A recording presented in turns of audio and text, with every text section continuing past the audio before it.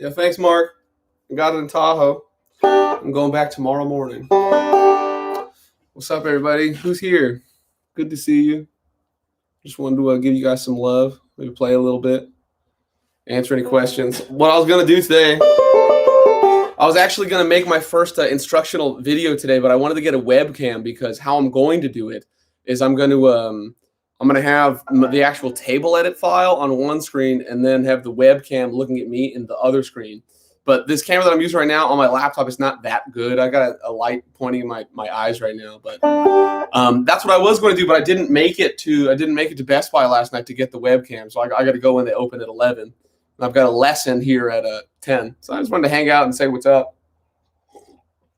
But it's going to be a video on it's going to be isorhythmation of Blue Ridge Cabin Home, the J.D. Crowe kickoff.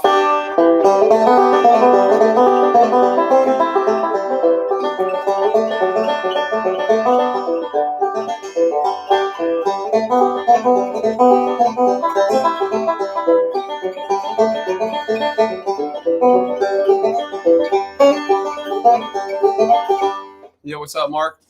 You want me to play some weird shit? Yeah, I don't know if I know much weird shit, but yeah. Anyways, I was gonna make this my first beginner lesson video, the isorhythmation of a Blue Ridge Cabin Home, and basically what I was gonna do is just I was gonna play it. Well, we'll see if I can get this whole thing done in an hour. I really like this live idea, like what we're doing now, because man, I tend to put like 20 hours into each video, about probably more, and it's like if I'm gonna be more regular with my content, it has to be a little more live. And so what I was hoping to do, I would do it right here, but I cannot share the screen with this with the YouTube live studio. But like I said, I was gonna put the table edit on one screen. Yeah, cool. Yeah, well, we'll see what happens. If I can get that video done in a day, man, that would be amazing. But I feel like if I can do them more off the top of my head instead of like writing a script with my friend and then like asking people to like record, smack that like button, leave a comment on it, it'll save me a lot more time and I'll get more regular content out, and maybe I'll stop being such a weirdo. St. Anne's Reel of Arabia, Sunny. I like that, huh?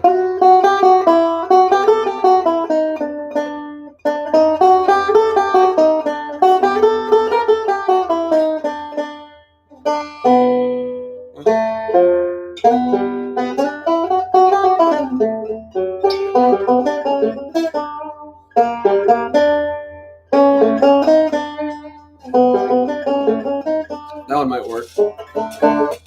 I think for those of us find more, Jamie, seeing you play without that 20 hours of polish is important. Okay, yeah. Okay, I got you. Yeah, that is important. I agree. And like, so when people ask me how do I improvise, that's kind of a hard question to answer because it's all very vague. And like I said, a lot of times I'm more of a rhythmic improviser, and my left hand will follow a lot of diatonic ideas. I I don't know. Let me just kind of like improvise some Scruggs style for you, and just kind of. There's an improvisation right there. So one thing that I want to put into the Banjo Ascension formula down the road is the ABAC format of melodic improvisation. If here's an A part, like here's B, or here's A, B, A, C, A, B, D. A, B, A, C, A, B, A, D. If that makes sense. If you write that down like the format, it's A, B, A, C, A, B, A, D. It's kind of like a first ending, second ending, but not in the format of an entire tune, just the format of a small little phrase. Does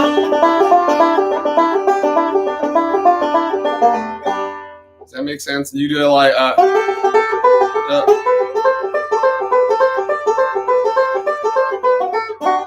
that's another thing I just kind of made up with the same kind of format. It is like a poetry format, Mark. It is, but I find it's very easy to improvise like that when you improvise in larger series, because the 16 notes are coming at you so fast. I don't know if you guys saw that Roanoke thing that I did, like that I posted, but I actually played that years ago. But that was an improvisation I kind of refined over the while. But this thing.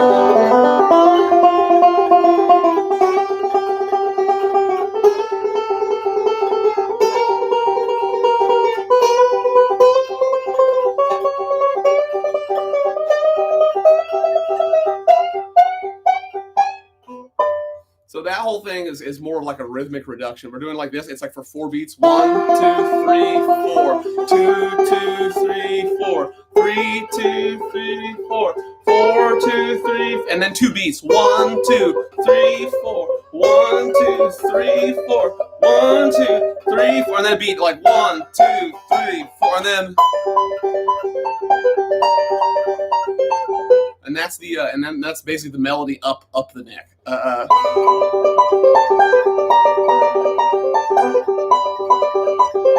And then that's a lick that I was surprised that I did actually back then. I don't know how Earl Scruggs would get that rhythm. Like right now, that's my boy Josh Moosh too. He's one of my banjo students, and him and I have been doing Down the Road, the JD Crow thing. And JD Crow does a lot of these licks.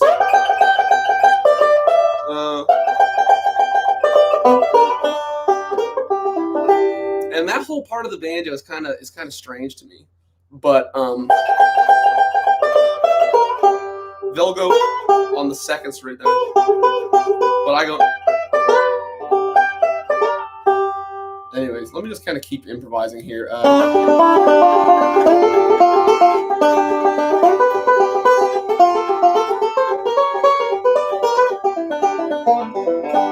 There's one again. That's kind of like an A-B-A-C thing. What I did there is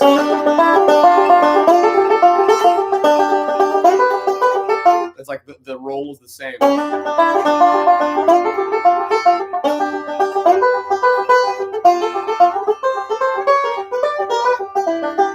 And you always end with a Scruggs lick.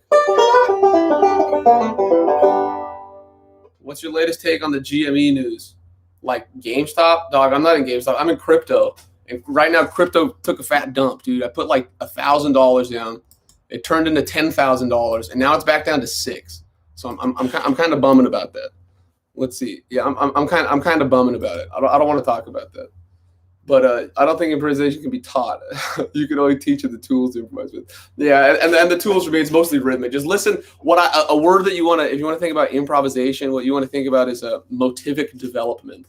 That's a Berkeley concept. At least that's where I learned it. Motivic development. A motive is like a motif, and a motif is like just like a simple idea. Like this can be a motif, and you can develop that.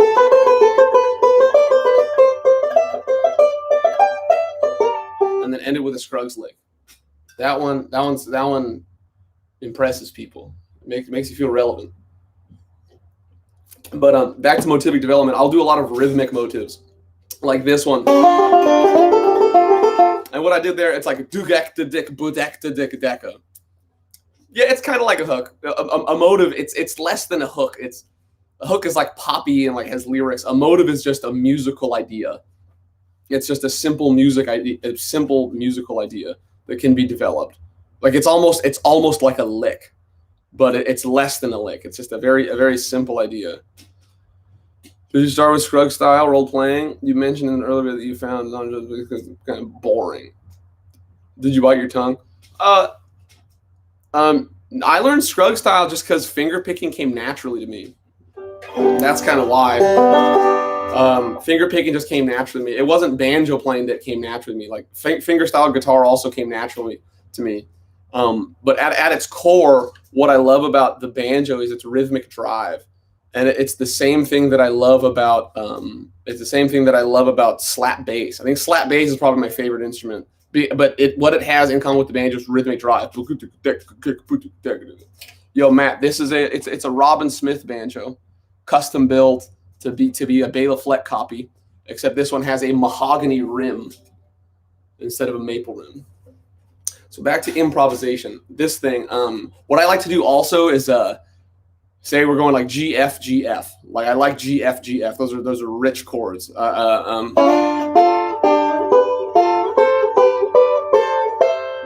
it's like here's. Let's go a little more strict because I was kind of do G7s in there.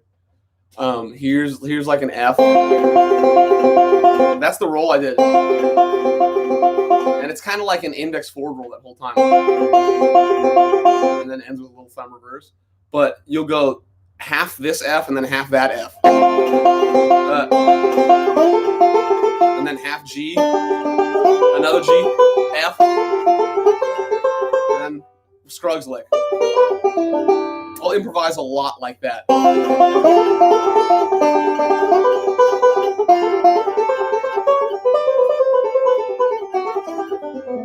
So it's good to have licks to kind of conclude phrases. But again, that's kind of like A, B, A, C, like A, B, C, and then D, or something like that.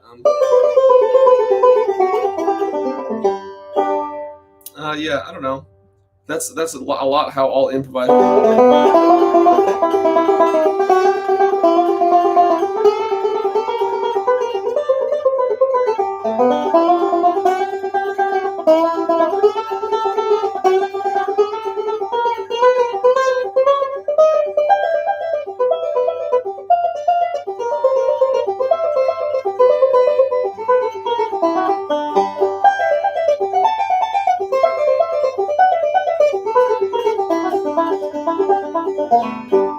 So another thing, how I like to improvise is I like to play the same thing over and over again.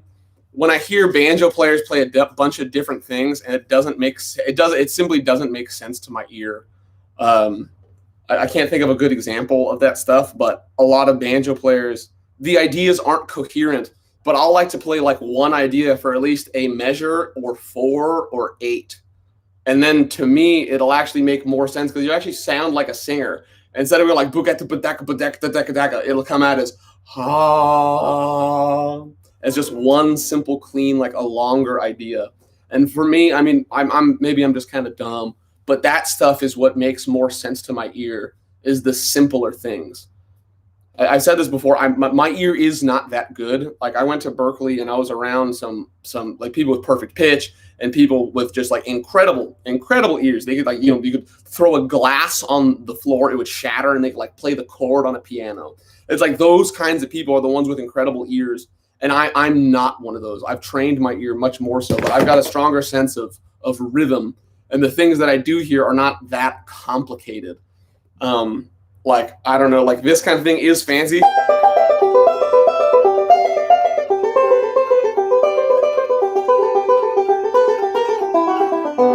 like I was doing, it's kind of like an A-B-A-C kind of thing. Is where I'm just playing the same rhythmic idea and moving it around diatonically. I'm doing a diatonic motivic development with banjo licks.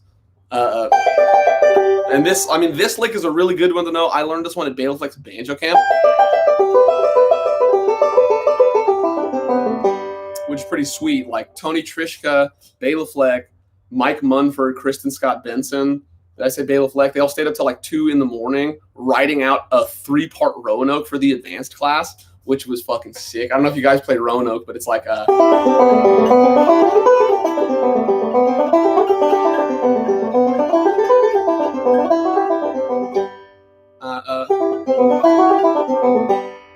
and then the melodic, the tenor part.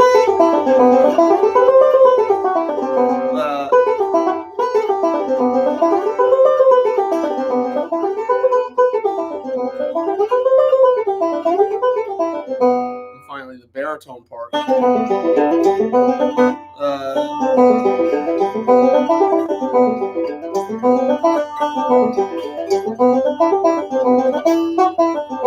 That's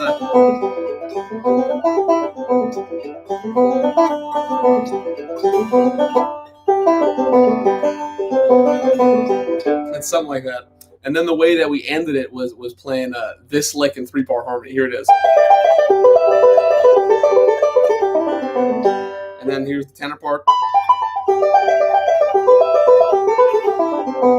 And then here's the baritone part. Oh no.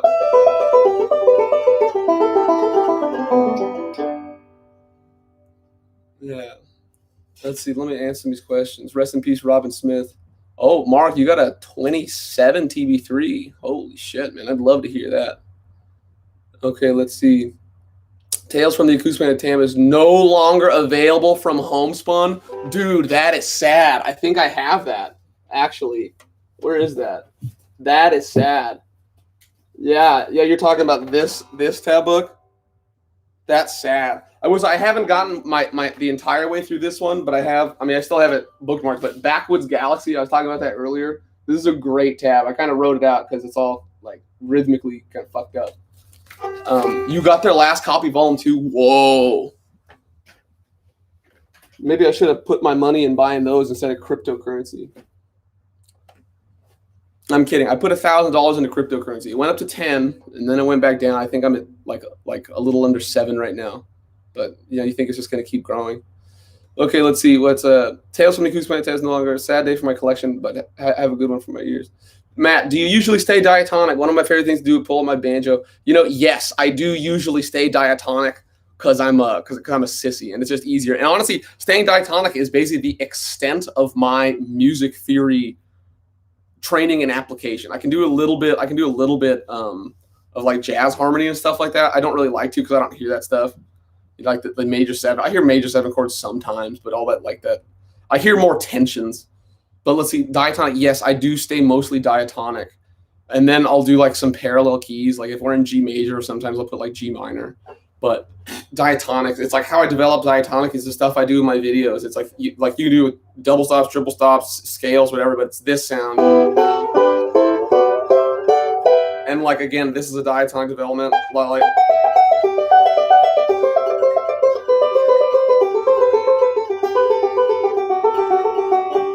that kind of thing. And just learning how to play motivic diatonic development is super important. Let's see what else. Maybe we can ho the PDFs. Let's see. Invest in banjos. Okay, I don't know what else. Let's see.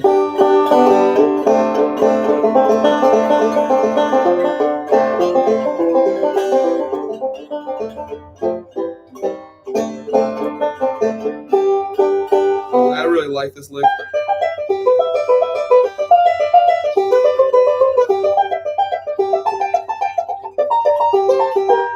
That was another like very formulaic kind of improvisation. This is all going to go in the Banjo Ascension formula when I get around to it.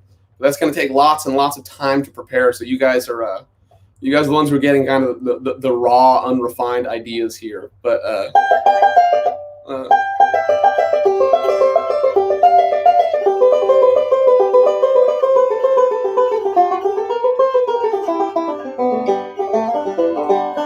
another thing I want to get better at is this kind of improvisation.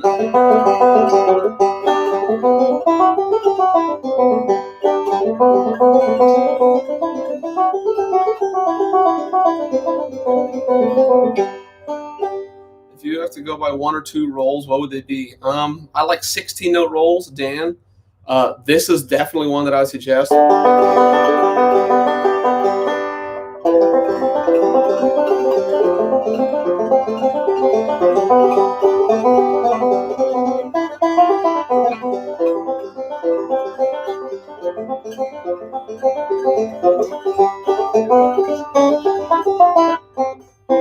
And it's a quadruple forward roll followed by a square roll.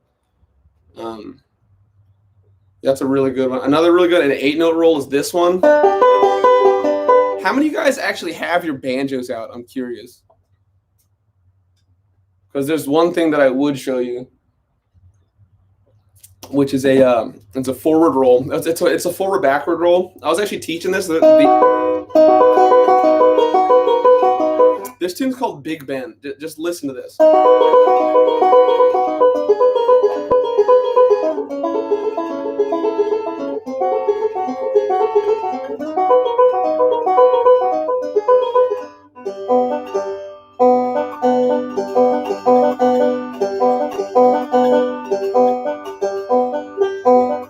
Yeah, Dan, I wasn't talking about that roll, but that one's legit. That's kind of like a reverse Foggy Mountain breakdown roll. That one's cool. But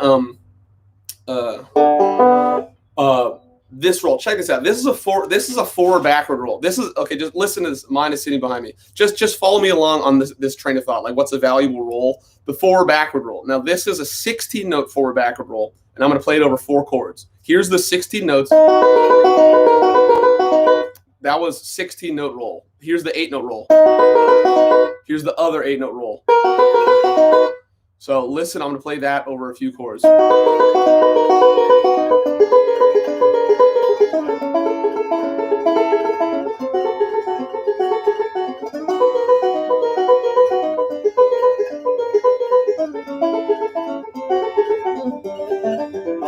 Hey, Steve, how you doing, buddy? Steve took me fishing one time. We didn't catch anything, but that's why we call it fishing, not catching. See? So listen to this. So this forward backward roll starts on the 3rd string. It's like a B chord in between the 7th and 9th frets with the thumb on the 8th fret. And this is here's the 8-note roll. That's a regular forward backward roll. Starting on the 3rd string. Now what we're going to do is do the same roll except starting on the 5th string. And that's going to seem a little weird, but the roll is the right hand order is the same. It's still thumb forward, middle reverse. And so, yeah, when I say thumb forward, middle reverse, that's a reference to like the roll nomenclature from the Banjo Ascension formula. Thumb forward is a 4-note forward roll starting on the thumb. Yeah, it is like a major 7th. It is. It is like a major 7th. But the whole band will play a dominant 7th. But don't ask too many questions. But the 16-note roll here, the first 8 notes starts on the 3rd string, 4 backward roll. Second one starts on the 5th string. And what's important here, in my own little world of theory, I break up the rolls into 4-note groups. And what's important here, almost the key to Bela Fleck style banjo, and Bela Fleck copied Earl Scruggs in this sense, the key to that rolling style is understanding 4-note sections of 3-note rolls. Understanding 4-note sections of 3-note rolls. And what I mean by that is if you have thumb 1, 2, that's a thumb forward roll. I say thumb forward because it starts on the thumb. Thumb forward is a 3-note roll. But if you have that play forever, thumb 1, 2, thumb 1, 2, thumb 1, 2, thumb 1, 2, thumb 1, 2. If you take 4 notes of that, it'll be thumb 1, 2, thumb. So when I say 4-note thumb forward, thumb 1, 2, thumb. Now if we take a middle reverse, go on, middle reverse it's a reverse roll starting on the middle finger, 2, 1 thumb. We play that forever. 2, 1 thumb, 2, 1 thumb, 2, 1 thumb, 2, 1 thumb. We take a 4-note group of that, 2, 1 thumb, 2. That's a 4-note middle reverse roll. These specific 4 back rolls, it's a thumb forward, thumb 1, 2 thumb, and then a middle reverse, 2, 1 thumb, 2. And if you meditate on that, what happens if you play the first note of the roll strongly, it'll sound like this.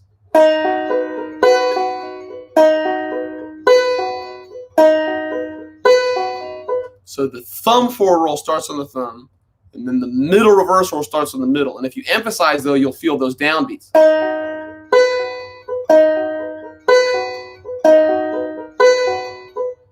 But I'm not. That is kind of how syncopation works, but I'm not trying to think about syncopation right now. I'm trying to think of 4-note sections of 3-note rolls to better analyze banjo rolls. In fact, if you take the syncopation out of your playing, it'll sound like this.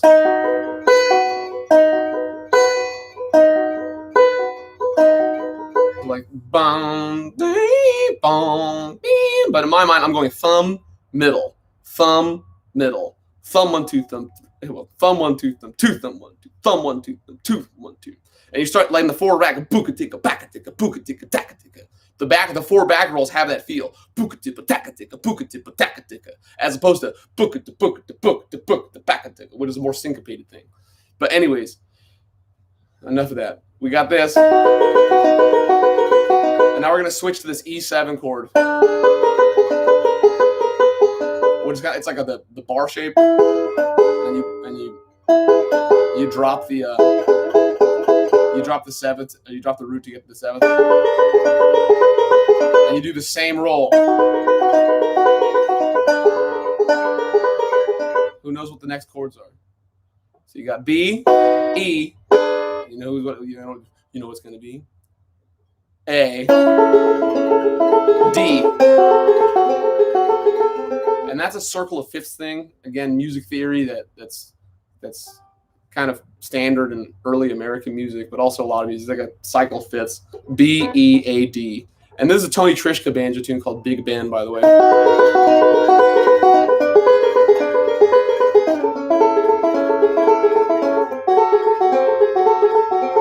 Okay, now if you want to be a real bad boy, well, let me show you how to end it. Then you do the same thing, but you do a quick 2-5.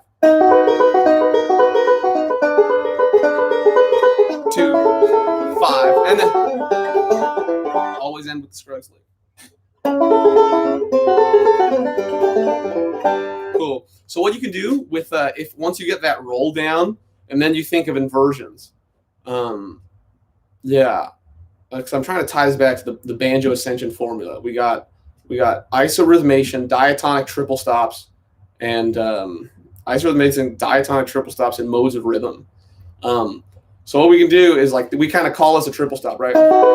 Even though it's a quadruple stop, but you'll think of it, you get it. What we can do is we can play the same roll and move up the inversion and play all the same chords. Keep the exact same roll, and it'll sound like this.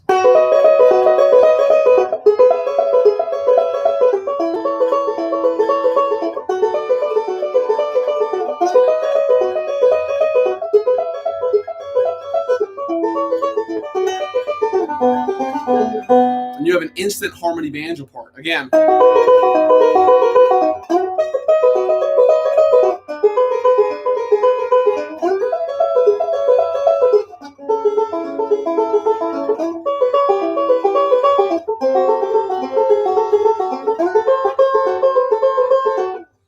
Yeah, it's better when you got 2 banjos doing it.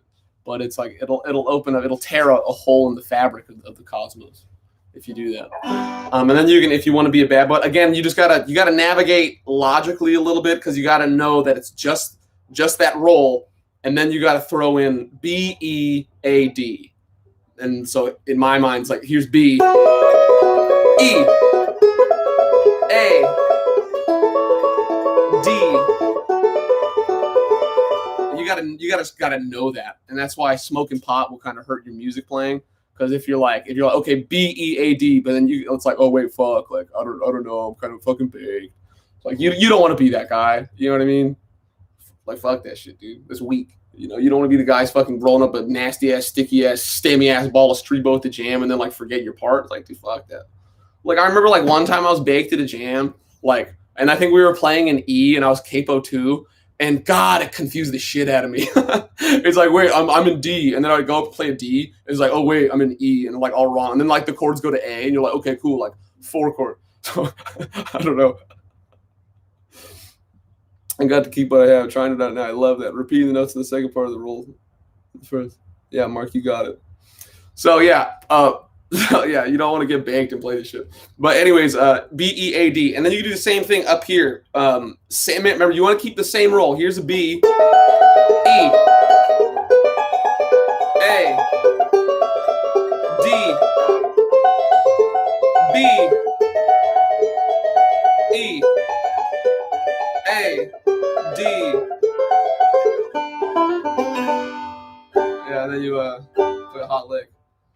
play back, if you want to play baked, if it's super informal, rehearsal jam slowly.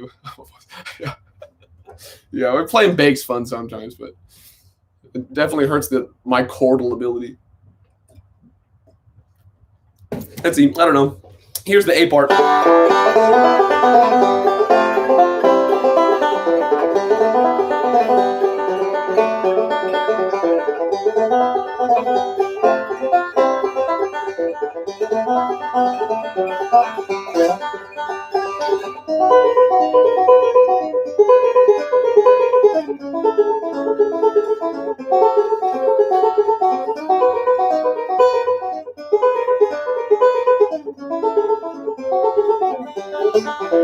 You get the horny part.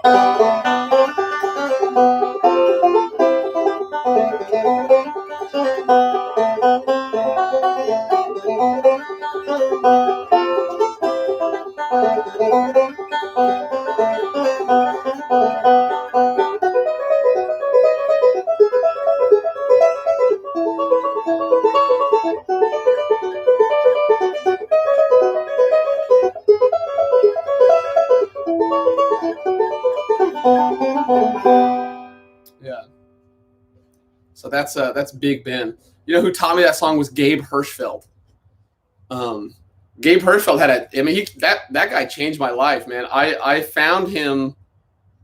It's kind of a funny story because I found Gabe because I remember like I was on the Banjo hangout in high school. It was like 2006, 2007, and Gabe then somebody like Banjo at like 1990 at AOL like got back to me one time, telling me to listen to Jens Kruger. Like, okay, cool, listen to Jens Kruger, and I found Up 18 North. So I got a pretty good album.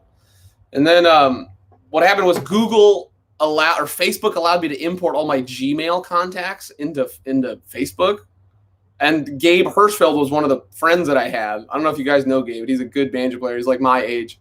But I found out Gabe was going to Berklee College of Music. I was like, oh, there's like another young banjo player. I couldn't believe it because I'm from California and this shit isn't popular out here. I'm just kind of like do it, and it's like a lot of older folks that do this kind of music. But then I saw like Gabe was going to Berklee. I was like, oh, that's kind of cool. I'm like becoming a nurse and I'm like suicidally depressed from it. Maybe like I'll go to Berklee too. So I applied. I got a half ride, and then I went and met Gabe. And I got to say, Gabe, like I never really had like a music teacher. I had like a music teacher in high school, but it wasn't. I never had like a banjo teacher. And the guy that I learned from did play banjo, but he's a little bit of a hack. He could drive, and he's very passionate and very. He's like a saxophone player. He like led choir. He led the orchestra. He did jazz. He did a whole bunch of. He could play bluegrass, but when I met Gabe, it's like Gabe clearly had a lot of banjo training from people that knew what Bela Fleck was doing, like very clearly. And although Gabe never really taught me that much, just from being around him and watching his hands navigate the banjo, I really learned the most that I ever have. I will say Gabe Hirschfeld is one of the more influential banjo players all my life. And I will say Gabe is actually one of the best bluegrass banjo players I've ever listened to. He's kind of underrated in that sense, but when he plays bluegrass banjo, it's like, yo, that's it. That's it. And he's got a hell of a comedy skit too. He's very, very good speaker. He's pretty funny. But Gabe is actually the reason why I got these banjos. Gabe suggested I call up Robin Smith, so I got two of them. And I think he's an influential dude in the banjo community. But yeah, he had a lot of impact on my playing.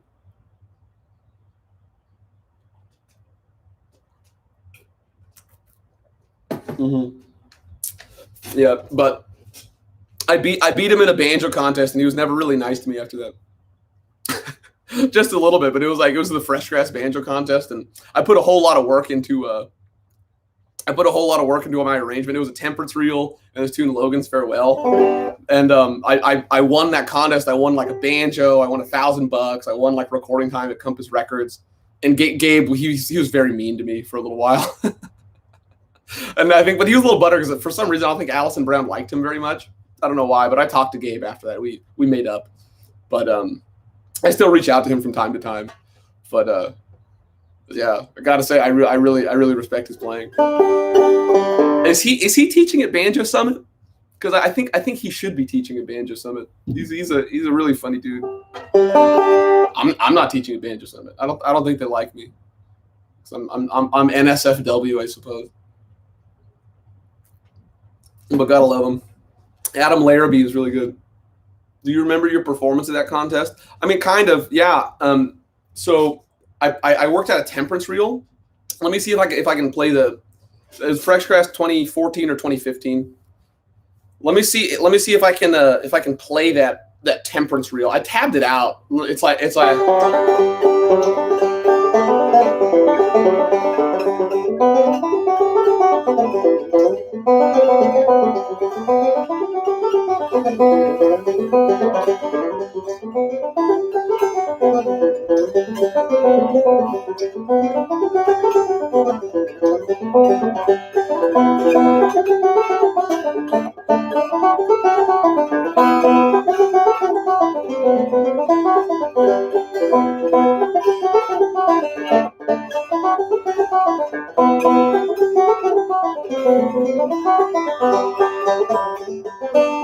and then I played some single string.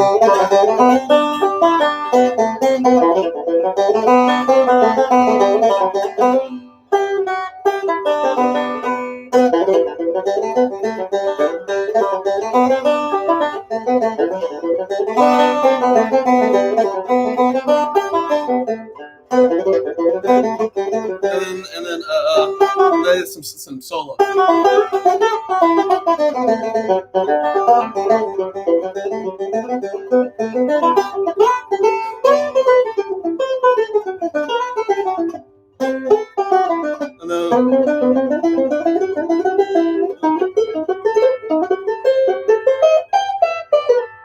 And then it like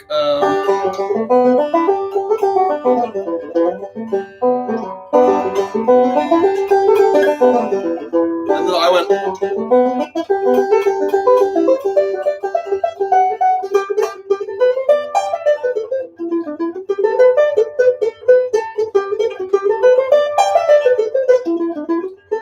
And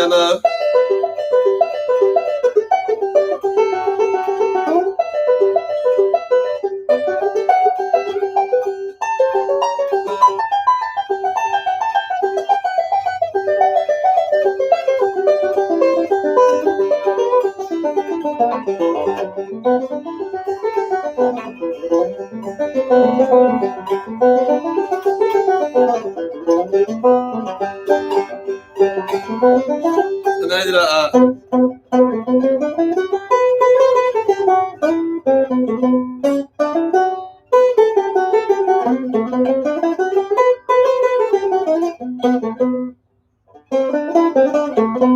and then I just took it out.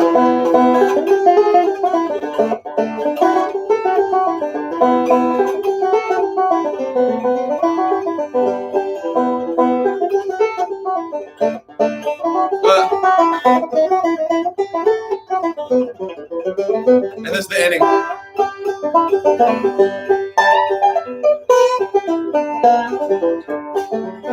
That was the $5,000 Ender lick. Let's see. Does my intonation of the next sounds good? Yo, thank you.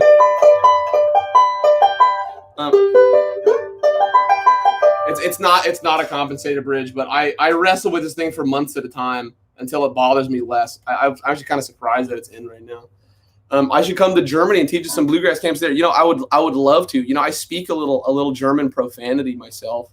Diga, was machst du, Alter? So, and then you say yeah. But anyways, yeah, man, yeah. Is the radius neck, or is the radius neck, or is I'm playing tricks on my eyes? No, it definitely is. It's a very steep radius. It's got a 5 to 7 inch compound radius.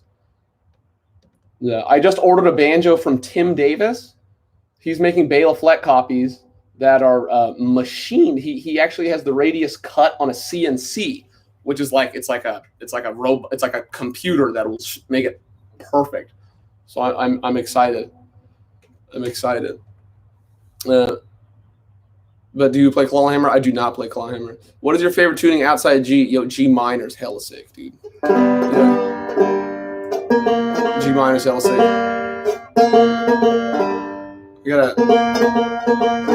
I gotta make another tune, but the tune that I wrote.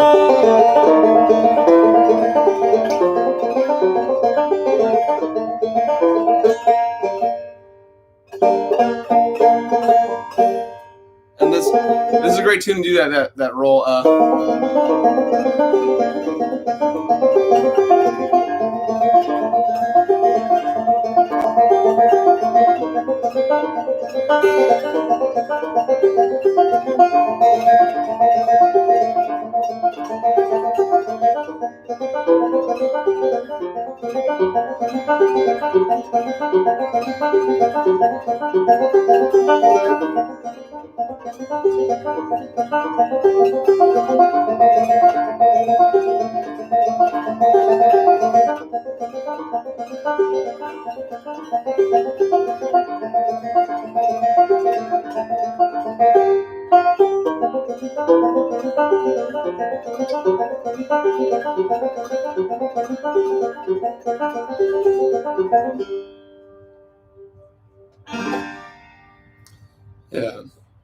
Yeah, that tune is off my album. It's called Alani's Lullaby.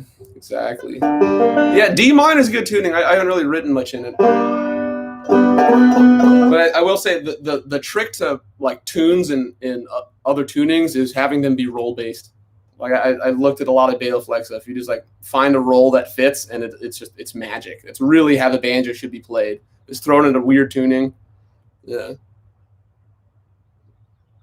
I wanted that line run ended at F sharp to keep going. You could do something like that actually.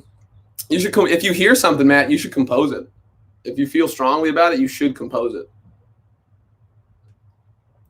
I don't know. You know what I want to get back into is reels. I jam with my buddies over the weekend, and it's like my playing is really role based, and I like it, and it's a really good way to contribute to a band. But take it to that next level and do some single string shit. Yeah, I gotta get back to it.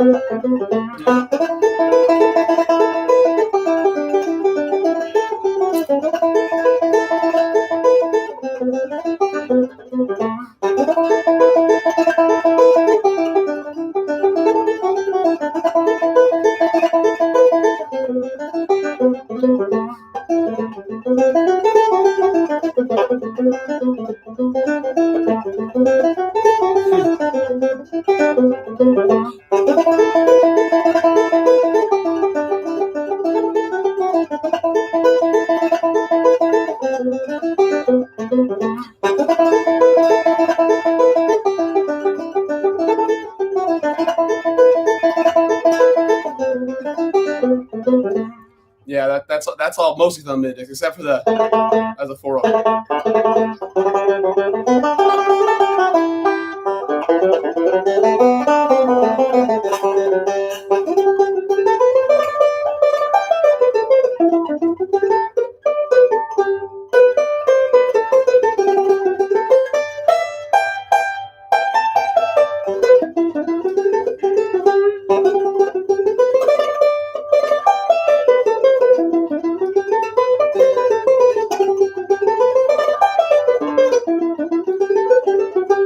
One of the best things you can do for practicing is honestly just working stuff out. It doesn't even matter what it is, but working stuff out that you hear, I think is very, very important for your own maturity. To basically, the point is to clarify your own inner voice and be able to translate that. That's one of the best ways you can spend time practicing. Where did you say? I'm getting a banjo made from Tim Davis. Tim Davis, dude, this guy, it's like Tim Davis banjos.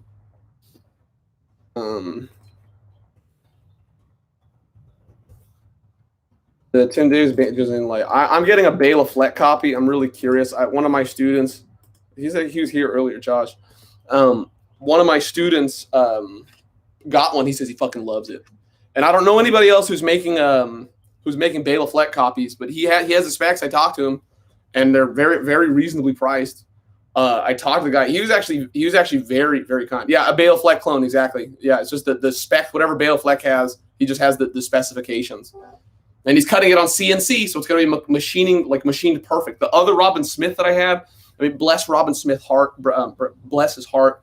But I think he was getting old and he was just getting tired, you know. But yeah. So I'm excited to see how these Tim Davis banjos how they work out. I got a good feeling about it. Like my buddy says he loves it. He loves it. Any tip to reduce pick noise? Yeah, play fast. Not like fast in tempo, but the attack of your finger should be quick. It's not like one of these attacks. It's like a fast attack. What was I just playing? I was digging that. Oh yeah.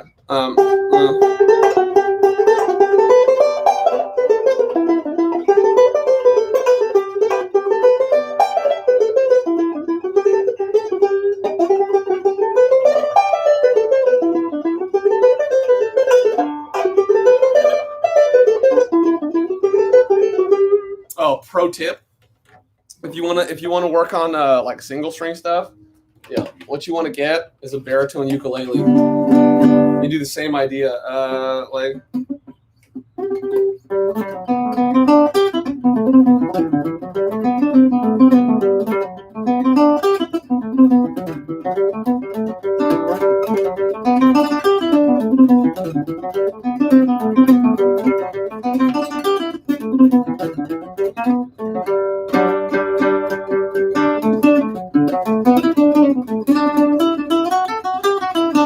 Yeah, these things are chick magnets, dude. Baritone ukulele is so fun. They're like $100.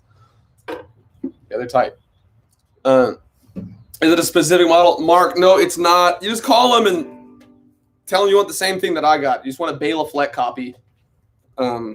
Yeah, Bela Fleck copy. Yeah.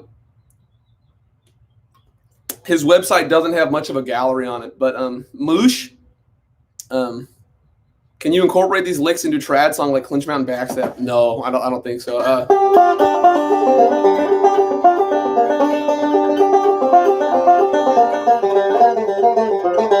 This is.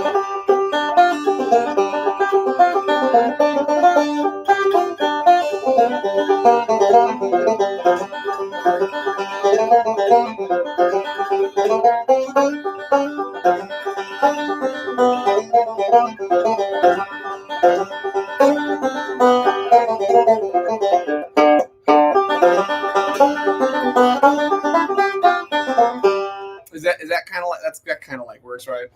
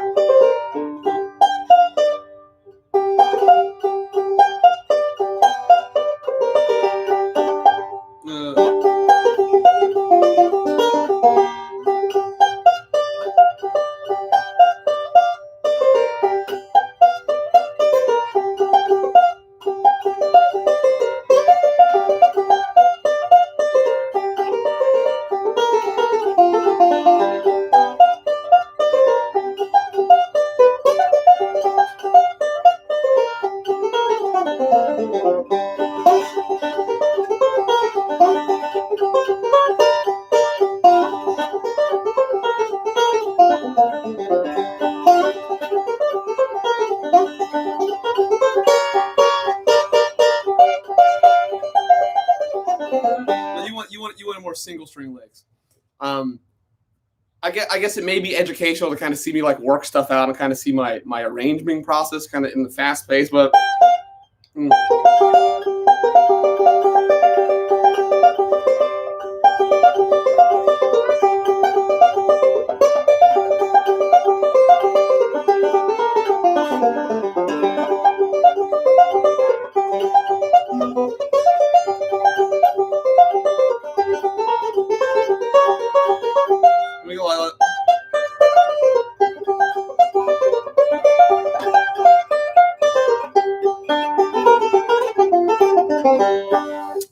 Single string is like when you're playing like Clinch Mountain Backstep at like 145.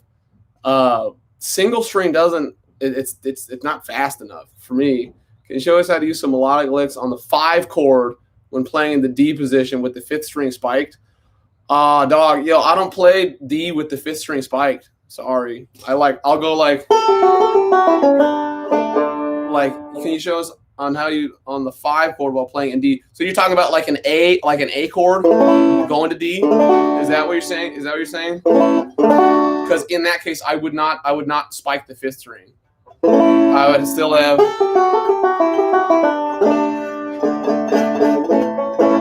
Is that what you're saying, Isaiah?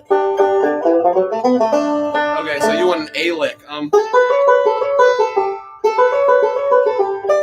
So you're like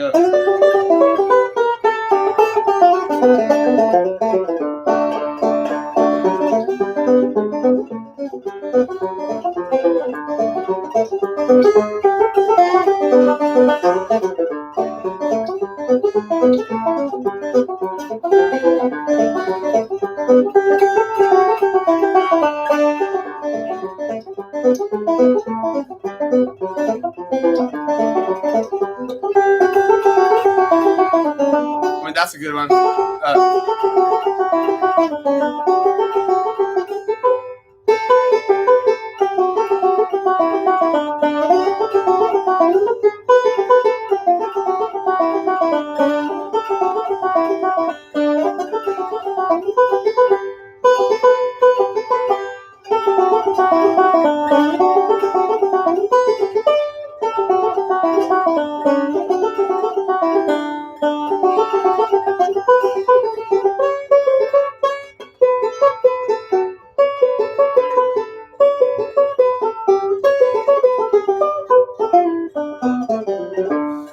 What I was doing there, I was just taking sections of, I started on that note because I know that note's in an A chord, and then I just played it in G. I just played the G lick, and then there's a C sharp and D.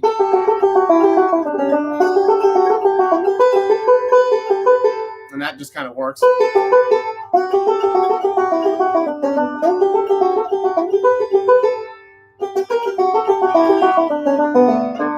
How much is that TB3?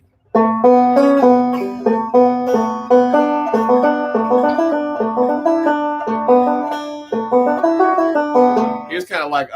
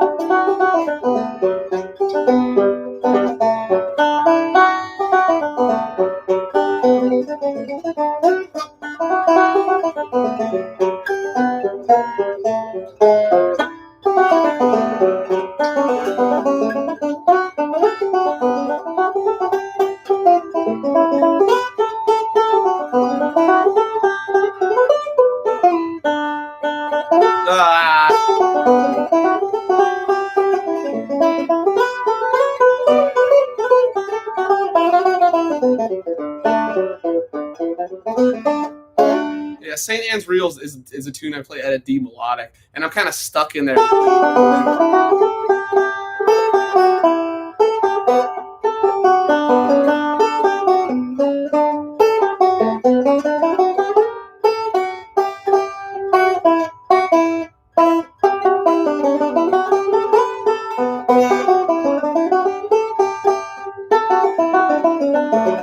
I never really like escaped that melodic scale out of that tune.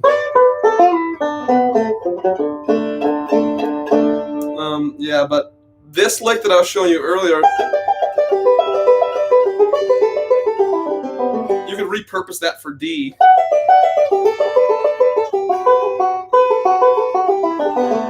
Something like that.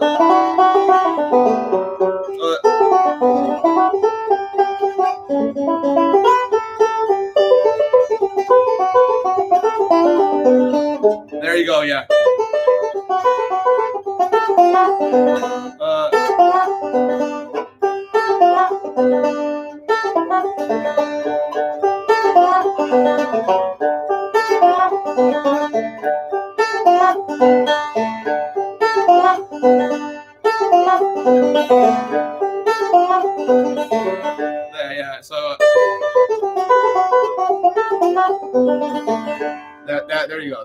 That's a lick. So this lick is so useful, man. That banjo camp lick. Okay, Mark, thanks for hanging out, buddy. Much love to you.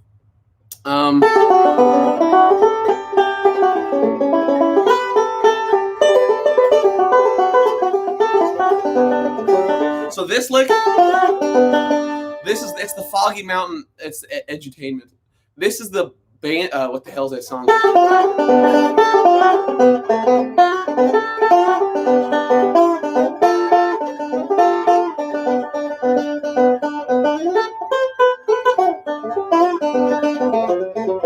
That's Foggy Mountain Special. You play that lick. The way I understand this lick,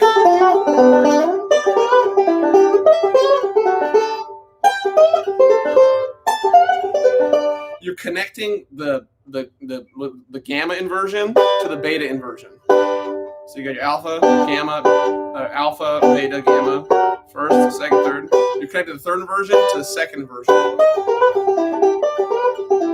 And so it's connecting this guy to this guy. And so you start on that note of the bar chord. Yeah. So that's one little lick you can do. Instead of going,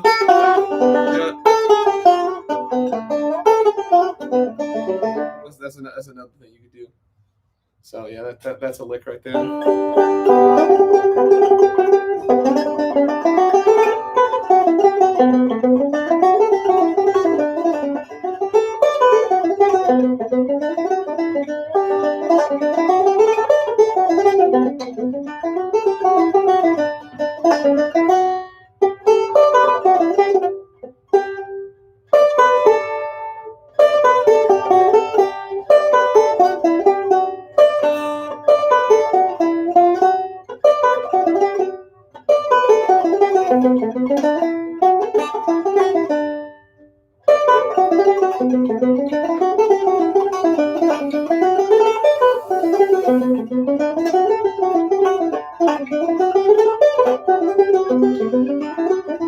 If you notice, now I'm playing temperance reel in D because now I'm like thinking about those reels and stuff like that. But it's good to be able to play it just like play it in the same fingering in some different places, like an F.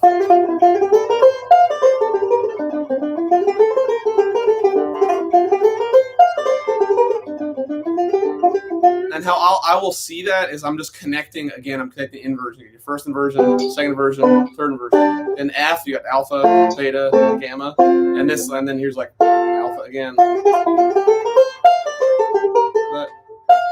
That's that guy. And I think we talked a little bit about this one of the times. I don't know how many of you guys are there, but 3 notes per string on a scale will really open up the neck for you. But a lot of the single string arrangements that I'll work out connect inversions with 3 fingers per string.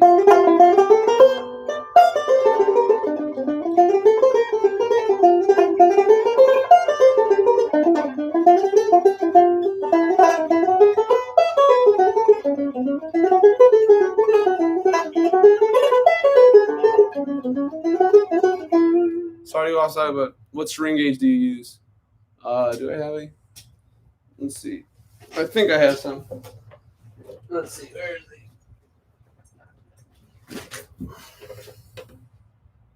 he? PF 170s. No. It was like 9, 11, 13, 29. 9, 11, 13, 29. Yeah. You'll never find a successful banjo player who uses a 16 as their third string. Ever. Yeah. I wonder how crypto's doing. It's dropping, just as I thought. I pulled out. Good. Yep. Sad day. Quick swap's doing.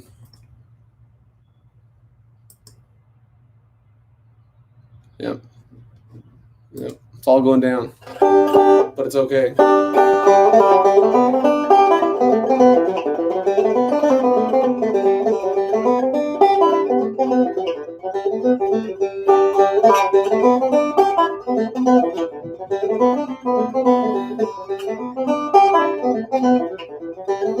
I was more successful when I used the 16.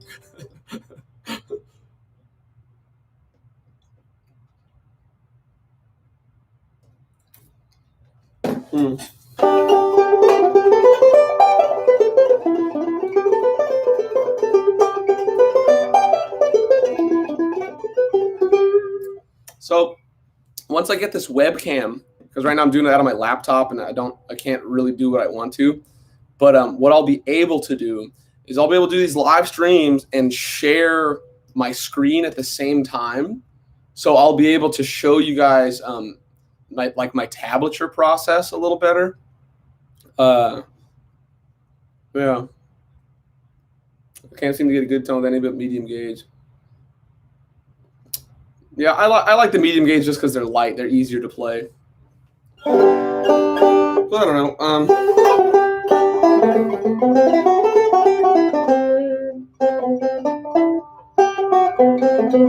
Dude, you know what tune I was going over?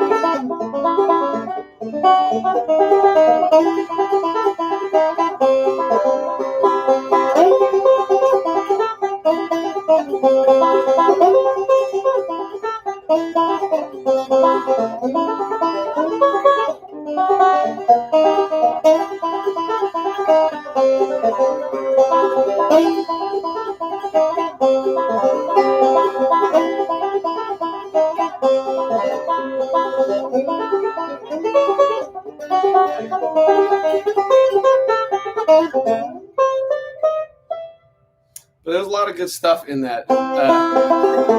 One thing I was tripping about is how one thing I think what makes that song so difficult is where the melody actually takes place, and it's switching like here. That's its middle, index, and then thumb. So it's really interesting to see how Earl navigates where the melody is switching relative to the first string, second, or like if it's being played by the index, or middle being played by the index, being played by the thumb.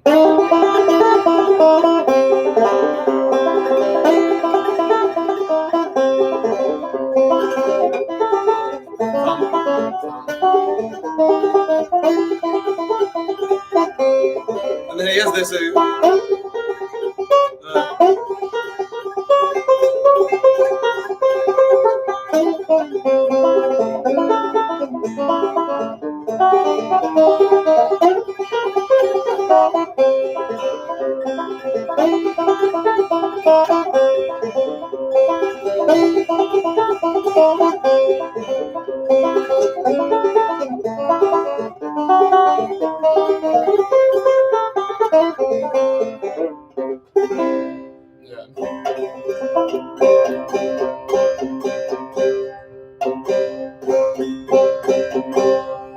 Yeah, that's a good tune. Yeah.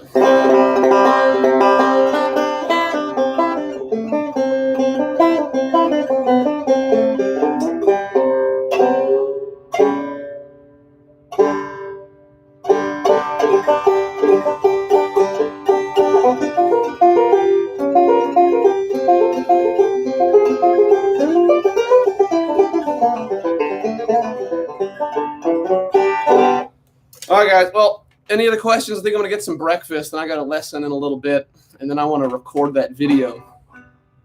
But yeah, I just kind of wanted to show some love to you guys and hang out with you. But yeah.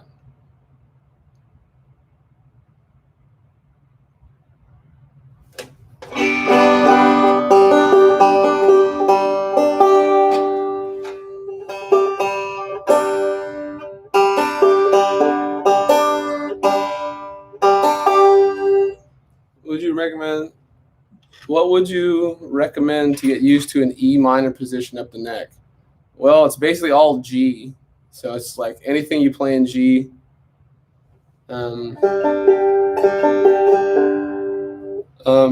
So E minor up the neck is basically, you're gonna want to learn everything in it's G, basically. It's G. And then the way that I understand, like, what's the difference between E minor and G? And I want you guys to learn this word. It's a suspension.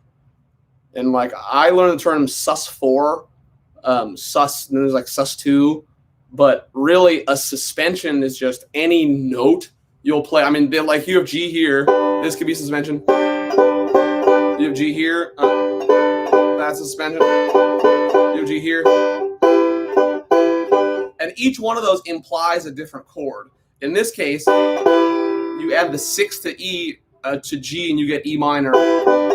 So if you learn like everything you do in G except suspended with the E, but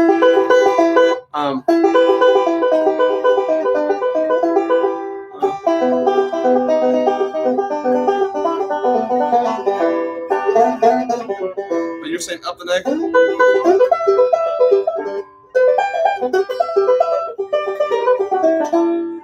Yeah, just do all your scrug shit and end in E minor.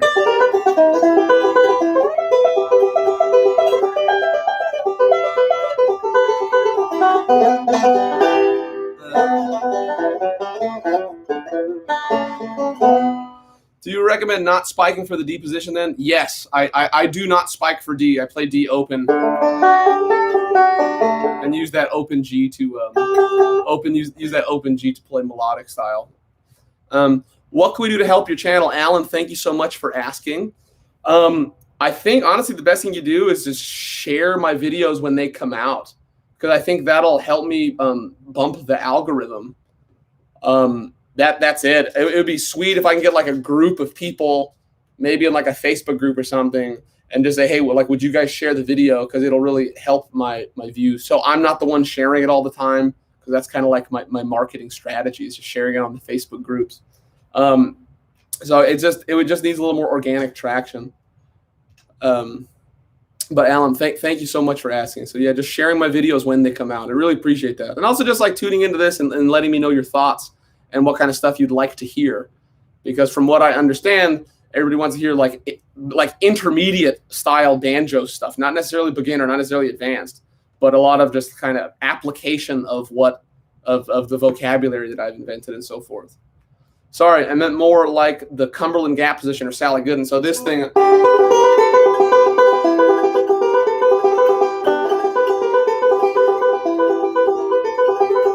I mean, so what's your question? You just want to play like, because all that shit I just played, exact Cumberland Gap, would work perfect in E minor. It would work perfect. It would work perfect in E minor. Like, another thing you do is connect all the E minor versions.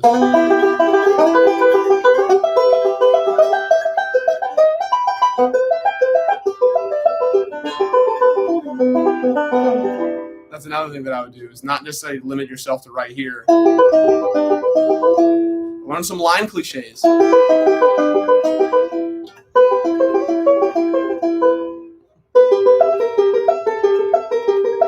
Again, I'm understanding those as all suspensions, and I'm playing roles that that focus on the string that has the voice change.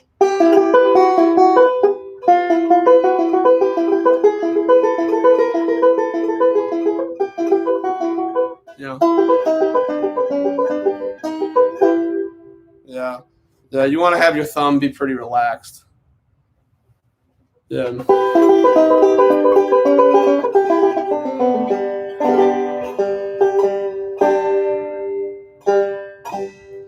All right, guys. Well, I'm gonna grab some breakfast, and then I'll go to go get this banjo lesson. Then I'm gonna go pick up a webcam. Hopefully, I can hammer a video out today. That would be pretty sweet. But if not, it was fun hanging out with you guys. Really appreciate your questions and appreciate the love.